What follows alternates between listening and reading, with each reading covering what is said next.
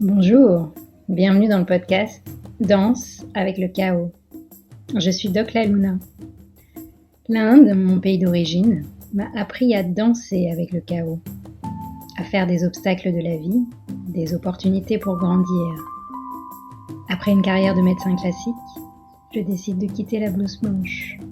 Je ne me retrouve plus dans les codes de notre société patriarcale, post-colonialiste. Les sujets qui me passionnent, se réapproprier les sagesses de son corps, de ses sens, de ses cycles, écouter les messages de son âme, incarner sa mission de vie et sa puissance, contribuer à partir d'un espace de guérison et d'alignement, être au service de la vie, déployer sa vision intégrative, incarner sa spiritualité dans ce monde. Ce sont des sujets que j'explore au quotidien avec les femmes de mon école, la Tribe Empowering School. Ce podcast pour moi, c'est un rendez-vous avec mon âme et avec toutes les âmes qui souhaiteront partager un espace de reconnexion, de célébration, malgré nos doutes et les temps incertains que nous traversons. Je vous propose de transformer le chaos qui fait peur en chaos créateur. Namasté.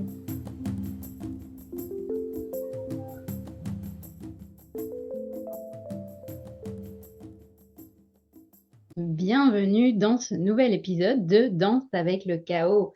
Aujourd'hui, la connexion, elle se fait entre la Guadeloupe et le Portugal, plus précisément Lisbonne. Et je me réjouis d'accueillir notre nouvelle invitée. Bienvenue, Jeanne Lehmann. Merci Nathalie, bonjour à tous. Comment tu te sens là? J'ai chaud. Il fait chaud à Lisbonne. C'est milieu de journée là, il est 15 heures et j'ai chaud, mais je suis contente d'être là. Je suis contente de passer ce moment pour parler avec toi, avec vous. Merci en tout cas d'avoir accepté mon invitation, sachant que tu dois avoir un agenda sacrément rempli d'entrepreneurs, de mamans, de jeunes mamans et de femmes. Donc, encore un grand merci d'être là. Et ma première question que je pose en général quand j'ai un ou une invitée ici, c'est est-ce que tu aurais une astuce que tu appliques pour toi, pour revenir dans l'ici et maintenant, quelque chose de, tu vois, en 1 minute et que tu pourrais nous partager, et pourquoi pas même nous guider si tu le sens.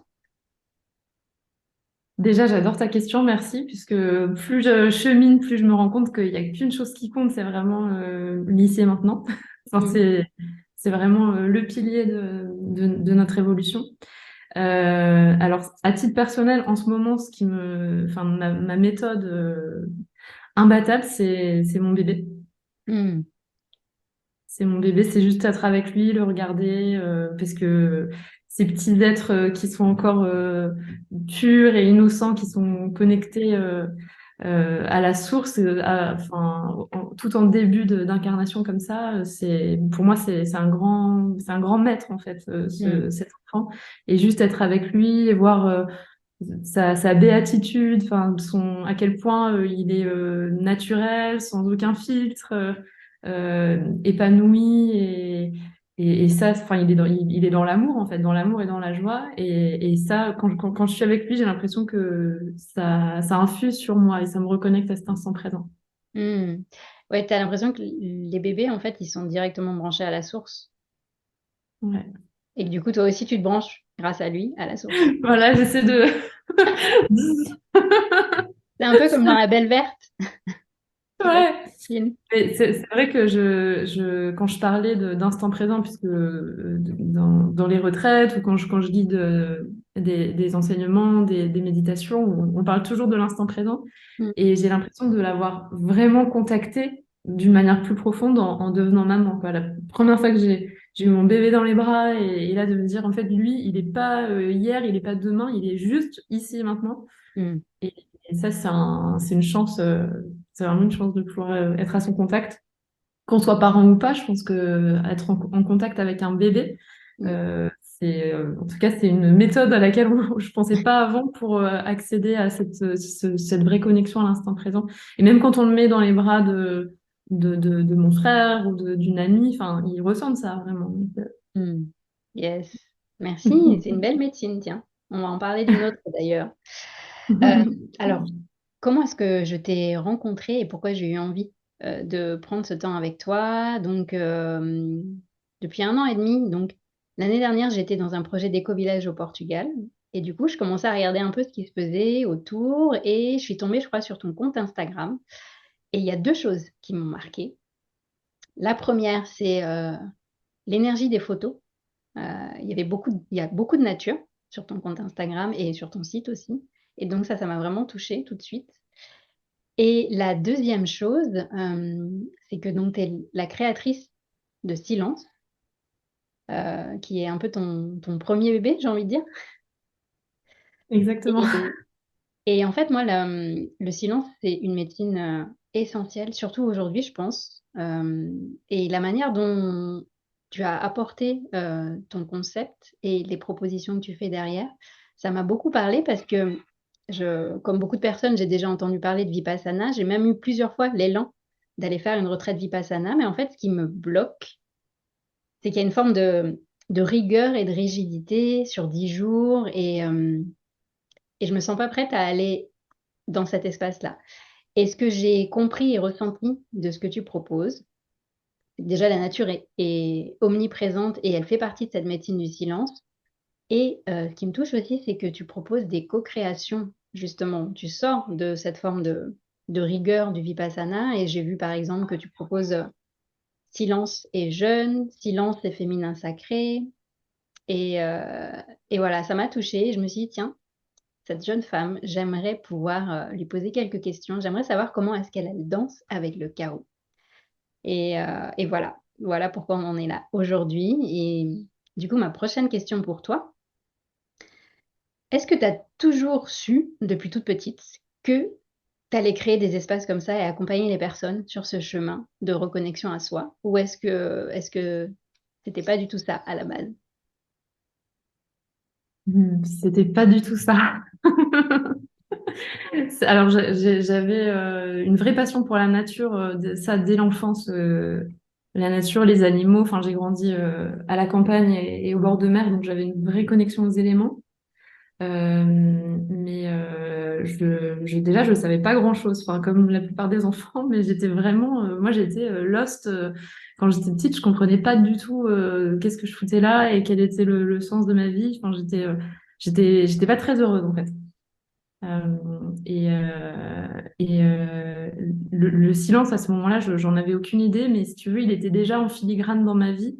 Quand je réalise ça maintenant avec le recul, c'était plus un refuge pour moi en fait. J'avais besoin de m'isoler, j'avais besoin d'être seule. Alors, il y a des photos de moi quand j'étais petite où j'allais toute seule au fond du jardin, où j'allais nager loin dans la mer. J'aimais bien être avec mon lapin. Enfin voilà, j'avais un côté très ermite dans ma bulle et je comprenais pas trop le monde des humains en revanche, enfin le monde de la société, ça me dépassait un petit peu.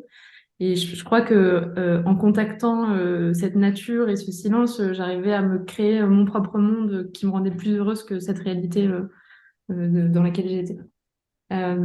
Et après, quand j'ai commencé à trouver, enfin à chercher ma voie, je suis partie, initialement, je suis partie dans la créativité, dans Mhm. la communication, la direction artistique.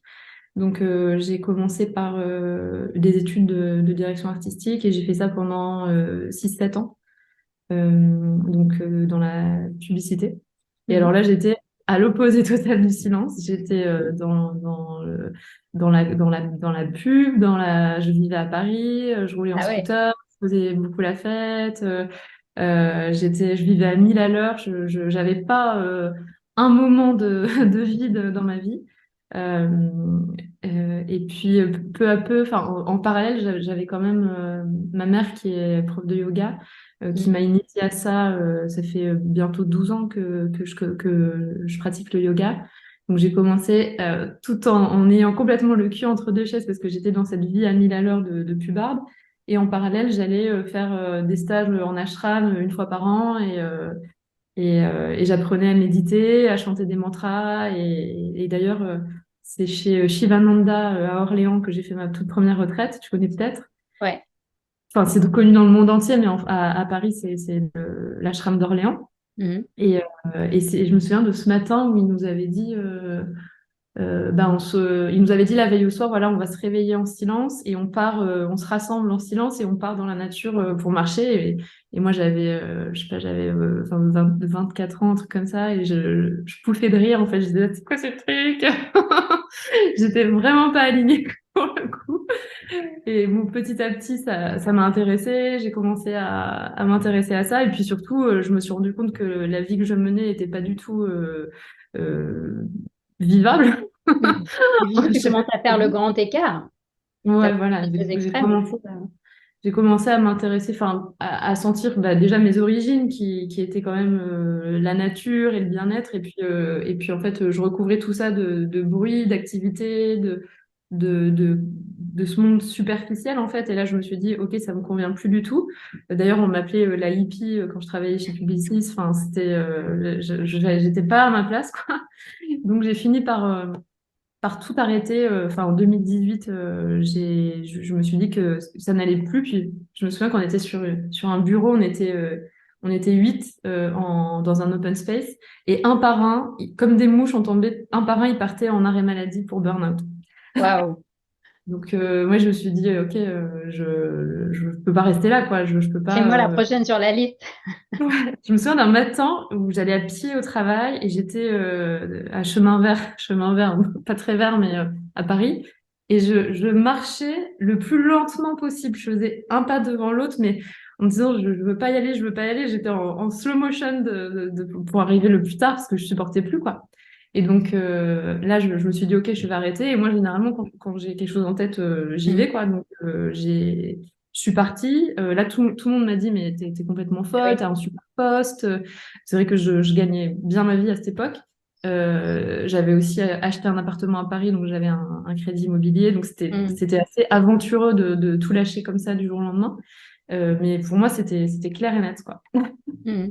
Et, et c'est là que j'ai pu partir. En fait, je suis partie en Asie du Sud-Est en long voyage où j'étais un peu en quête de sens et je savais pas trop où j'allais, mais j'ai pu reconnecter à ce qui me plaisait à ce moment-là, à savoir la nature, la pratique du yoga.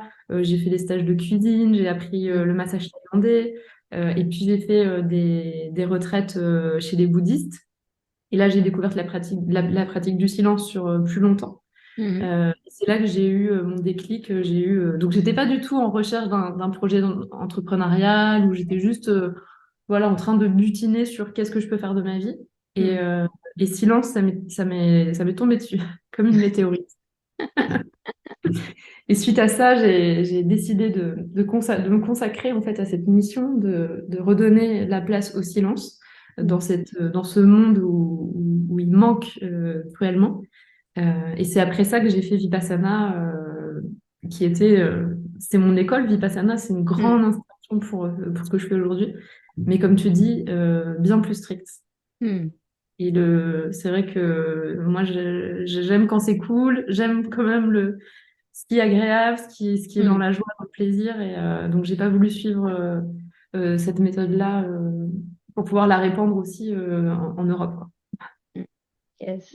Merci de nous emmener dans ce voyage intérieur et extérieur parce que je pense que ça va parler à beaucoup de personnes qui nous écoutent, hein. Il y a souvent dans ce voyage du héros, de la héroïne, un moment où une rupture entre ta vie de, du moment et une aspiration profonde. Et du coup, c'est pas souvent le voyage qu'on peut se créer un espace et c'est pas forcément confortable. Je sais pas comment tu l'as vécu toi, mais souvent ça réveille justement des chaos intérieurs, des questionnements, Hmm. des résistances. T'as les personnes que tu connais de ta vie d'avant qui, au contraire, te disent, mais comme tu disais justement, mais pourquoi tu pars? Ta situation elle est Ouais. bien. Et qu'est-ce qui t'a Ouais, aidé? c'est un saut sans filet. Et puis, ce qui est le plus dur, c'est vraiment les avis des autres Mhm. qui comprennent pas, en fait, ce qui nous brûle à l'intérieur. Et c'est vrai que quand tu regardes le cadre de manière raisonnable, enfin, comme on pense, situation, salaire, train de vie, enfin, tous ces conditionnements, en fait, qui peuvent sembler vitaux, d'un point de vue extérieur, ça paraît complètement fou de faire ça.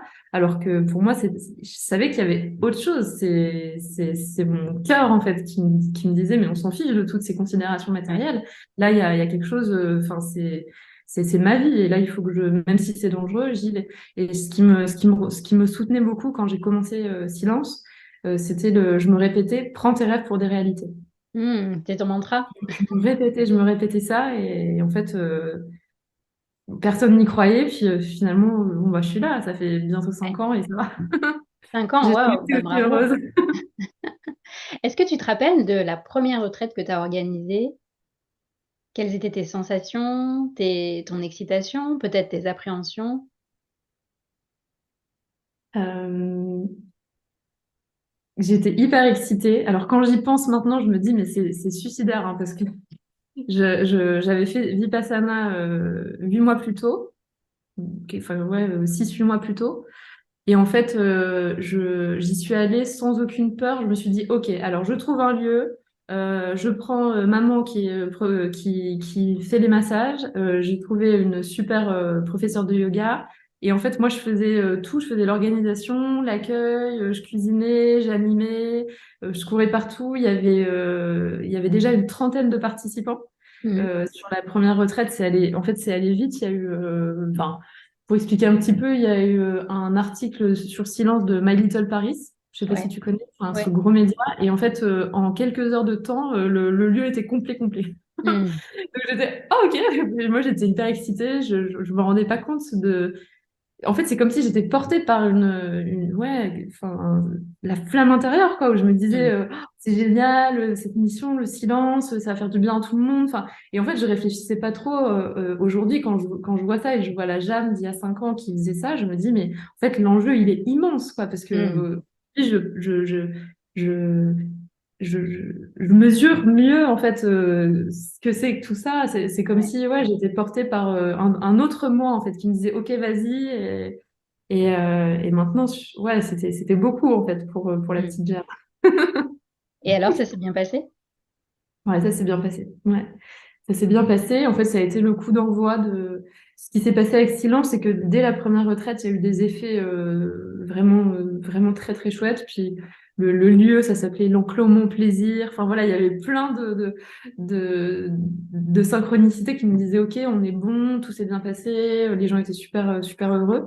Et en fait, moi, j'ai quasiment pas fait de pub. En fait, ce qui s'est passé, c'est que tout de suite, il y a eu un bouche à oreille qui Mmh. s'est engendré, les médias qui en ont parlé, et puis surtout ce que j'appelle les récidivistes, c'est nos précieux silencieux qui reviennent en fait, qui reviennent et qui ramènent une sœur, le conjoint, l'ami, etc. Puis petit à petit comme ça a créé toute une communauté de gens, et puis de retraite en retraite, il y a des nouveaux, puis il y a les anciens qui reviennent, et maintenant c'est des centaines de personnes qui ont vécu ça et qui sont transformées.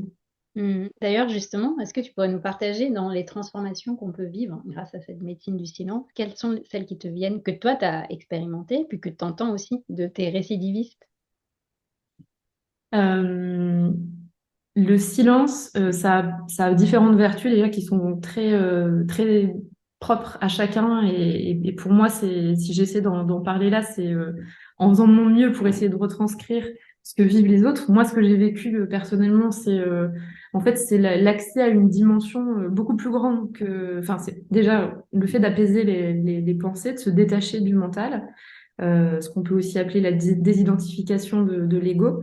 Ça, c'est permis grâce au silence. Et en fait, juste de se rendre compte que quand tous nos pensées qui vont à mille à l'heure s'apaisent, on a accès à quelque chose qui est bien plus grand, qui est notre nature profonde, qui est notre essence, qu'on peut appeler aussi la connexion à l'univers ou au divin. Et moi c'est ce que j'ai ressenti en faisant Vipassana et en pratiquant le silence maintes et maintes fois. Et ça, c'est vraiment le cœur de l'expérience.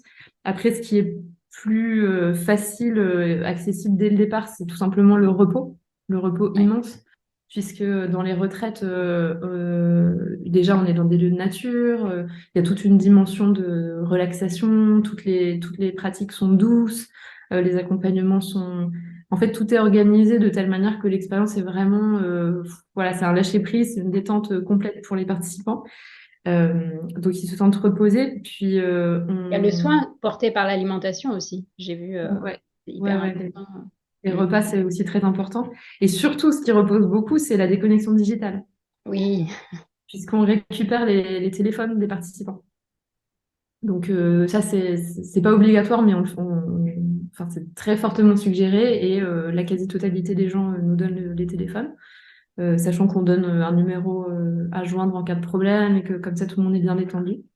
Et ensuite, on peut avoir aussi la créativité, l'inspiration qui est accrue grâce au silence. Puisque quand en fait, on vient calmer toutes les sollicitations extérieures, on se retrouve tout à coup plus réceptif à des inspirations. Et puis, il y a aussi les effets de libération par rapport à des habitudes ou à des addictions, des habitudes mauvaises ou voilà les gens en fait de se retrouver dans une retraite où on est tellement dans le soin et dans la connexion à soi et que il y a comme des prises de conscience de se dire en fait je peux pas fumer un paquet de clopes par jour ou je peux pas être autant scotché à mes écrans, enfin voilà il y a des grosses prises de conscience à l'intérieur de d'amour de soi en fait du coup qui engendre un soin de soi qui est immense. Et puis, il y a aussi des gens qui sont un petit peu dans des situations coincées, comme des reconversions ou des ruptures amoureuses. Enfin, on a tous des moments un peu challengeants où on se sent un peu coincé. Bah, il y a des effets de dénouement aussi qui Mm. sont amenés par le silence. Où tout devient plus clair, en fait. Voilà, il y a un regain de clarté. Ouais, ça me rappelle vraiment les effets que tu décris. Ça me rappelle le mois dernier, on a fait avec mon chéri un jeûne de 5 jours à la maison. Et c'est vrai qu'on était vachement en silence, hein. Finalement, on n'avait pas décidé à l'avance, mais ça s'est fait spontanément, simplement parce qu'on sentait qu'on avait plus d'énergie, qu'on avait besoin de temps d'intériorité. Et ce qui a vraiment aidé, c'est cette détox digitale aussi que tu décris. Tu réalises à quel point ça te prend de l'énergie, que ce soit les pensées, que ce soit le fait d'aller voir son téléphone, ses réseaux sociaux. Et ce que je trouve puissant, du coup, quand on le fait en groupe, comme tu proposes, c'est qu'il y a un peu l'énergie des neurones miroirs, je pense, où le fait de le faire à plusieurs, ça soutient l'énergie de chacun. Mm. Et j'aime bien quand tu dis, finalement, c'est quelque part ta mission de créer, de proposer de plus en plus d'espaces comme ça, de silence. J'avais envie de te dire, au moment où tu le partageais, tu es un peu la gardienne de cette médecine. Ah, je me suis jamais considérée comme ça, mais c'est vrai que j'aime bien, j'aime bien l'expression. Euh, et Comme tu dis, ce qui est intéressant, pour rebondir sur ce que tu viens de ouais. dire, c'est le côté la force du collectif, parce que on se dit, souvent on associe le silence à la solitude. Mm, Il y a des gens qui se disent, ah mais je suis déjà toute seule chez moi, je vais pas aller m'enfermer, j'ai envie de connecter avec d'autres gens. Puis les retraites, on imagine quelque chose de joyeux et de connectant en fait. Et on se dit, ah, le silence, je vais être seule dans ma bulle, en déconnexion. Et en fait, ce qui se passe, c'est vraiment hyper intéressant de voir que les silencieux sont, bien sûr, c'est une expérience personnelle, mais en fait, elles sont ensemble et on se lie les uns aux autres, les unes aux autres. Je dis un, parce qu'on fait des retraites de féminin sacré où il y a que mm. des femmes, et puis les retraites mixtes où c'est des hommes et des femmes. Euh, mais ce qui est intéressant, c'est que on découvre que grâce au silence, il y a des communications, il y a des liens qui sont faits entre les humains qui sont au-delà des mots. Ouais. Et ça, c'est super fort de voir juste dans l'énergie, juste dans la présence, de sentir la force du groupe. Et en fait, ils ressortent de chaque retraite soudés. En fait, il y a vraiment des connexions qui se font dans l'invisible qui sont magiques. Ouais, c'est vraiment puissant, hein. Mm. En tout cas, ouais, si vous avez jamais expérimenté, je vous invite vraiment. De toute façon, on va bientôt venir arriver à la partie pour parler un peu de tes actualités, des espaces que tu crées, que tu proposes. Mhm. Mais avant ça, je voulais quand même te demander, parce que tu vois, quand on voit des personnes qui partagent leur métier, ce qu'elles offrent sur les réseaux sociaux, on a l'impression que tout est beau, tout est linéaire, prévisible. Mais J'imagine qu'il n'y a pas que ça dans la vie, qu'il y a aussi des moments de chaos. Et est-ce que tu pourrais nous partager ton dernier gros chaos et quel a été peut-être le cadeau derrière?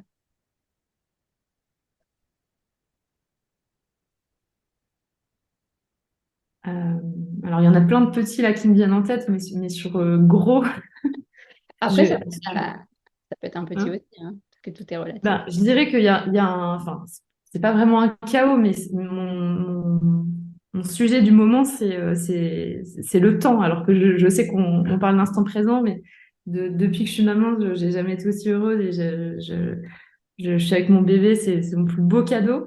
Et en même temps, j'ai l'impression d'être toujours dans une schizophrénie de me dire, OK, je suis avec lui, c'est ce que je préfère. Mais en même temps, j'ai plein de choses à faire. Est-ce que je me libère du temps? Mais non, parce qu'il faut que je sois avec lui, parce qu'il grandit vite. Alors du coup, j'ai envie de dire, il y a la babysitter qui est là. Des fois, j'ai envie de dire, non, mais je préfère être avec lui que d'être derrière mon écran. Mais oui, mais j'ai des projets quand même. Et en fait, je suis tous les jours comme ça. Et par exemple, j'ai plus le temps de méditer, tu vois. Hmm. Et ce matin, j'étais au parc et il est parti, enfin, il était avec la babysitter, il est parti un moment et je me suis trouvé juste une demi-heure de méditation et je me disais, mais enfin, avant, je méditais tous les matins et donc voilà, j'ai ce truc de je suis la plus heureuse, j'ai mon bébé d'amour et en même temps, je me culpabilise parce que j'ai pas le temps et que je cours après le temps. Donc c'est un peu schizophrénique, mais c'est pas du chaos. Euh, un gros chaos que j'ai eu, c'était. Attends, je réfléchis. L'accouchement, c'était à la fois chaotique et merveilleux, donc je ne vais pas parler de ça. Mais c'est Mais peut-être ça en fait. Peut-être que dans le chaos, il y a toujours un peu le côté ombre dans le sens où ça va peut-être te plonger dans des endroits complètement inconnus, où ça fait ressortir des choses qui sont pas agréables. Mais en même temps, il y a aussi le côté lumière qui est que bah, c'est, ouais. imagine, en tout cas, Alors, je te propose deux oui, histoires de chaos et tu choisis. ça Euh, marche. alors, grosse engueulade avec mon chéri, ou alors l'accouchement. Euh, bah, spontanément, le premier. Ok. Donc, parce qu'on va pas avoir le temps de tout raconter, puis l'accouchement, ce Mm. serait long. Donc j'étais à 8 mois de grossesse et on a eu un énorme clash avec Jonathan et ça a été super dur en fait. Enfin on se dispute souvent, et on arrive à sortir de nos conflits en beauté généralement parce que bah, on s'aime très très fort et puis on sait que notre relation elle sert à nous faire évoluer l'un l'autre et qu'on est miroir l'un de l'autre. Donc quand on a des conflits, c'est explosif. Et puis on arrive à revenir, à décortiquer, et puis en fait à en sortir grandi, et puis on évolue vachement, vachement tous les deux ensemble. Et sauf que là j'étais à 8 mois de grossesse et que bon, t'es dans un mood qui est complètement différent de protection, de cocooning, de protéger sa santé, son bien-être. Et puis j'ai été aussi affaiblie parce que quand on est enceinte, on est et ça a été, voilà, ça s'est monté, monté, monté, et puis c'est vraiment parti en vrille où voilà, ça a crié. Moi enfin, je peux me mettre en colère, mais j'exprime rarement du cri. Mm. Là, ça a été la première fois où vraiment j'ai crié de colère. Jonathan, qui a beaucoup de colère en lui, il a aussi crié. Il m'avait acheté des fleurs, il m'a balancé le bouquet à la tête, il a envoyé des trucs. Enfin, moi, j'étais en mode hyper, hyper en colère, hyper triggered. Je me suis dit, putain, je suis enceinte. Non seulement ça se fait pas sur une femme enceinte, mais en plus, Mm. il y a un bébé qui entend ça, qui ressent mon stress, ma colère, et puis c'était violent. Bien sûr, c'était pas violent physiquement, mais Mm. t'as compris les objets et tout Ouais. ça. Et en fait, j'avais une haine et une culpabilité. Je suis restée terrée. Et en fait, ce qui faisait que empirer le truc, c'est que j'étais dans la chambre en haut et lui, il essayait de monter pour venir, pour qu'on s'explique. Et en fait, moi, j'étais vraiment, tu vois, j'avais Pas le trop de moment haine. pour toi. Ouais. Fallait vraiment pas venir. Et donc, plus il essayait de revenir pour apaiser la situation, plus ça montait, ça montait. Donc, c'est à la fin que j'ai dit, enfin, j'ai hurlé qu'il me laisse tranquille, quoi. Et on est resté sur ça.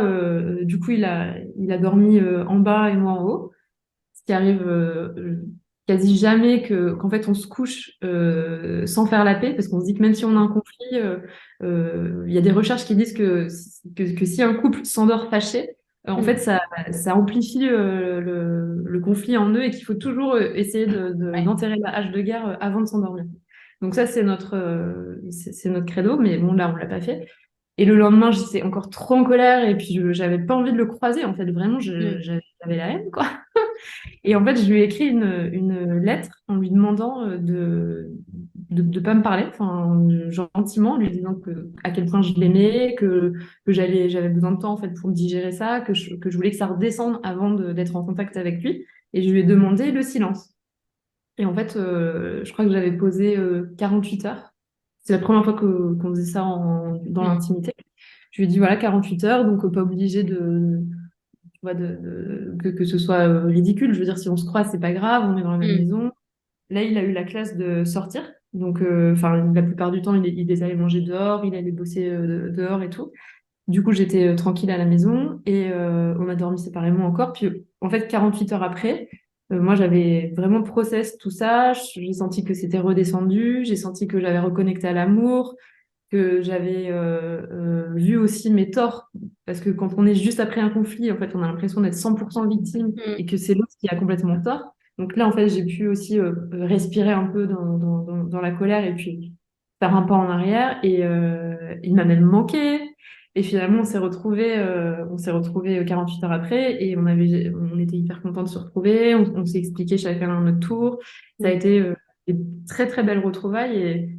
Et en fait, la raison pour laquelle j'ai envie de parler de ça aussi, c'est que le silence dans le couple, enfin, Mm. pas dans un couple, mais même en famille, dans un conflit, enfin, à la maison, c'était la première fois qu'on l'expérimentait Mm. et ça a été vraiment magique, quoi. Ouais. Et c'est tout simple à mettre en place. Ça demande pas aucun équipement, Mm. pas de retraite, tout ça. C'est juste voilà, on s'arrête de parler et c'était beau. Mm. Merci pour ce partage. Encore une fois, la médecine du silence. Ouais. Et peut-être Elle- justement à mettre en place avec nos proches, avec les personnes les plus proches, celles qui, comme dans ton partage, les personnes qui peuvent appuyer plus facilement sur tes boutons trigger, c'est nos plus proches en fait, c'est les personnes qu'on aime le plus. Ouais. Mm. Ils sont là pour ça. D'ailleurs, ça vous a pas donné une idée de co-animer une retraite silence spécialement pour les couples? Si, c'est un sujet, on y pense. On y Mhm. pense depuis un moment. C'est en cours de création. Génial. Eh bien, j'ai pas vu le temps passer, mais on arrive déjà à la fin de notre échange. Donc, ça peut être le moment de connexion à tes actualités. Les personnes qui nous ont écoutés ont envie d'aller plus loin avec toi, avec cet espace de silence que tu offres et que tu proposes. Est-ce que peux nous en dire un peu plus? Oui, bien sûr. Alors, les prochaines retraites, donc c'est justement on les anime en duo avec Jonathan, mon Mhm. partenaire. Donc, c'est retraite silence avec tous les enseignements du bonheur. Il y en a une en juin. Je crois qu'il reste une ou deux places pour celle de juin, mi-juin. Il y en a une mi-août. Là, il reste un petit peu plus de place. C'est au Et Portugal, hein? c'est au Ouais. Portugal, oui. C'est au Portugal à 40 minutes de Lisbonne, Mhm. dans un lieu magnifique qui s'appelle la Terra Quinta, qui est un lieu magique. C'est toujours des lieux de nature, mais là, c'est avec une forêt de pins et une piscine. Enfin, c'est vraiment chouette. En octobre, il y aura Silence et Féminin Sacré au Portugal. Mhm. Comme il y a eu beaucoup de demandes, puisqu'on a déménagé il y a un an au Portugal et qu'avec le bébé, j'ai pas pu faire de retraite en France depuis, il y a beaucoup de gens qui me disaient, mais pourquoi vous venez pas en France, etc. Donc on a décidé, enfin c'est en cours de création, mais c'est sûr à 95% qu'on va faire le Nouvel An Silence Mhm. en France, en Normandie. Yes. Voilà. Les infos en avant-première. Merci. Je vais mettre de toute façon le lien vers ton compte Instagram et ton site sous l'enregistrement pour que les personnes qui veulent en savoir plus. Et puis, je vous invite vraiment à suivre le compte de Jeanne parce qu'il est, ouais, il vibre cette slow médecine, cette médecine du silence. Donc, ça ne Merci pourra vous faire que du bien. Merci à toi. Ma dernière question, Jeanne, qu'est-ce qu'on peut te souhaiter pour les mois, les années à venir? Hmm. J'allais dire du silence, mais c'est un peu facile. Non, la santé, la santé. Mhm. La santé, c'est tellement précieux. C'est vrai qu'on n'y pense pas quand tout va bien. Et puis, ouais, la santé. Yes. Écoute, on en profite pour t'envoyer ça et puis nous l'envoyer à nous aussi, À finalement. tout le monde. Merci, merci infiniment. Merci Nathalie. Merci. Et puis plein de belles choses aussi dans ces espaces que tu crées et dans cette mission que tu portes d'être gardienne du silence. Sois la bienvenue en tout cas. Merci, avec plaisir. À bientôt.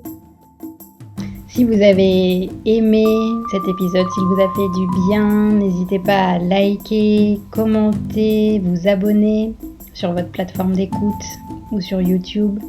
Et n'hésitez pas à partager aussi. Peut-être que vous avez des personnes autour de vous à qui ça fera du bien. C'est grâce à vous que j'espère ce podcast pourra toucher toutes les personnes qui ont envie d'œuvrer dans ce nouveau monde qui va naître du chaos. Merci.